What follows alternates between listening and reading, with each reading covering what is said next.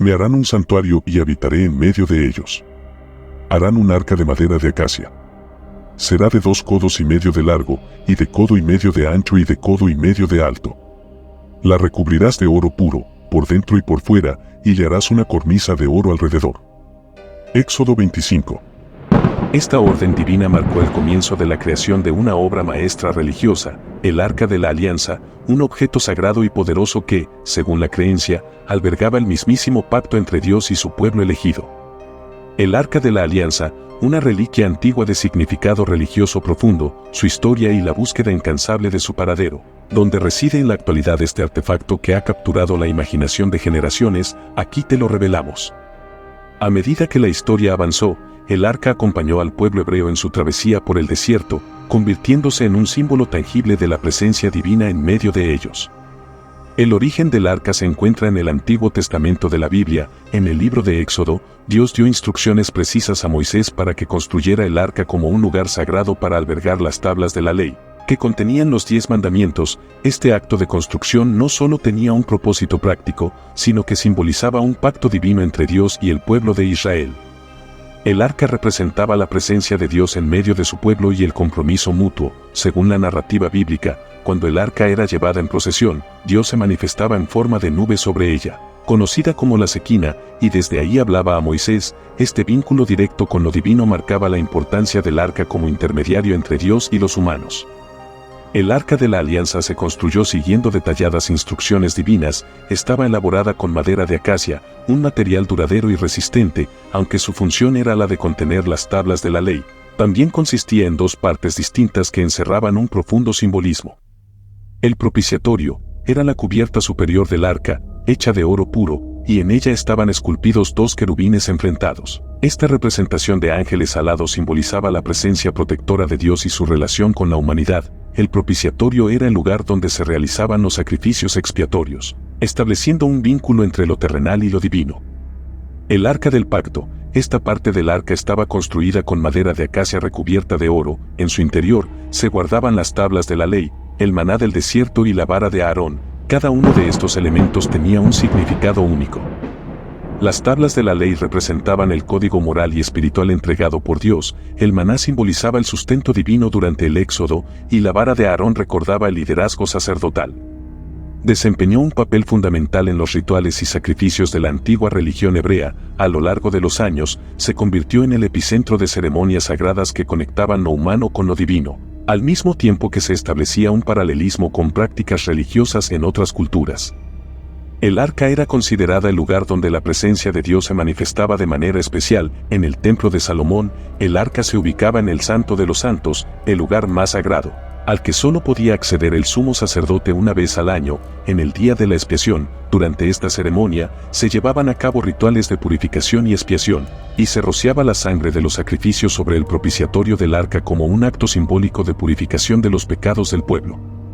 En eventos como la fiesta de los tabernáculos, el arca era llevada en procesión mientras el pueblo cantaba himnos y celebraba con regocijo. Esta práctica enfatizaba la presencia de Dios en medio de su pueblo y reforzaba el sentido de comunidad y unión.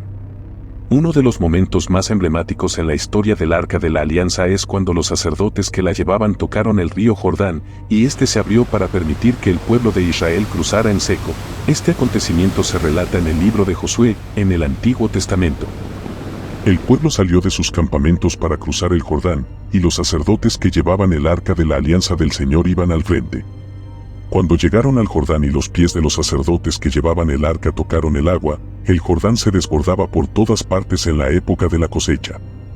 Pero aguas arriba, a la altura de la ciudad de Adán, el río se detuvo y formó un montón de agua que bajaba hacia el mar de la Arabá, es decir, el mar salado, hasta que se agotó completamente.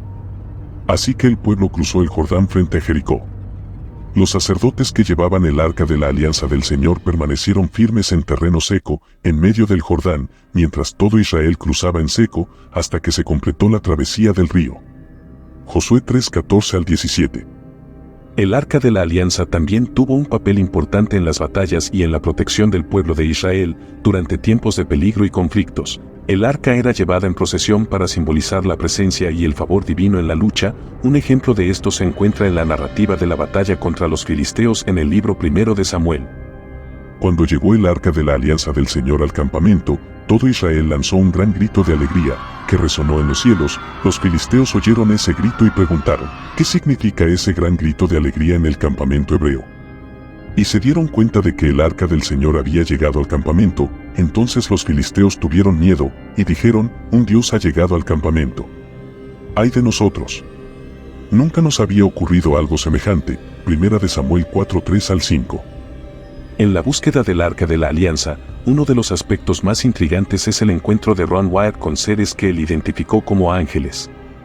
Ron Wyatt fue un explorador y arqueólogo aficionado estadounidense que se destacó por sus afirmaciones sobre diversos descubrimientos arqueológicos relacionados con la Biblia.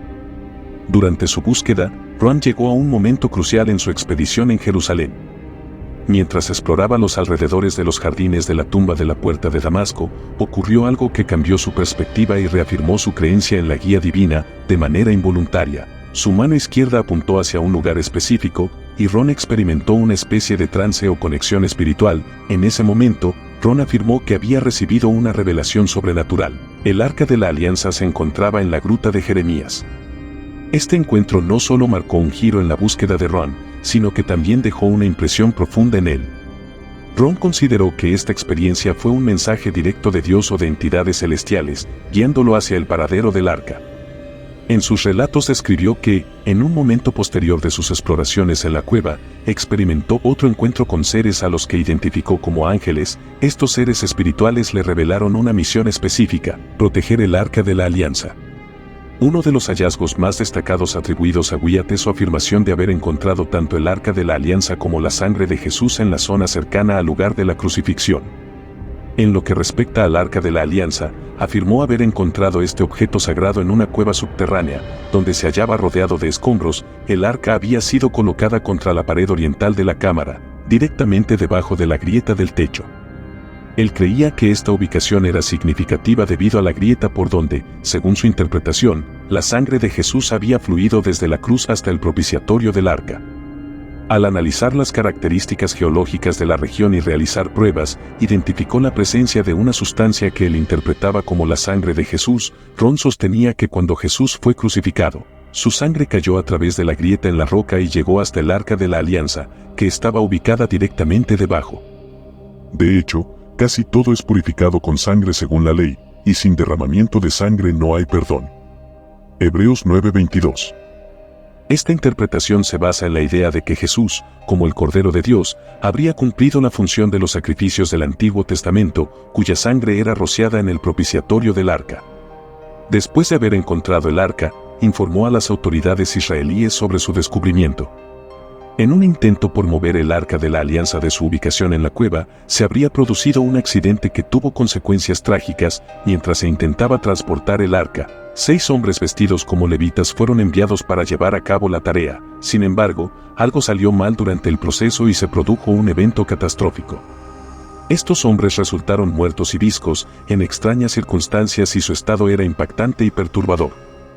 Las autoridades israelíes habrían tomado medidas para mantener en secreto la ubicación exacta del Arca de la Alianza. Esto incluiría el sellado de la entrada del túnel de la excavación con una puerta de acero para evitar el acceso no autorizado. La decisión de mantener el hallazgo en secreto estaría vinculada a la creencia de que no era el momento adecuado para su revelación al público.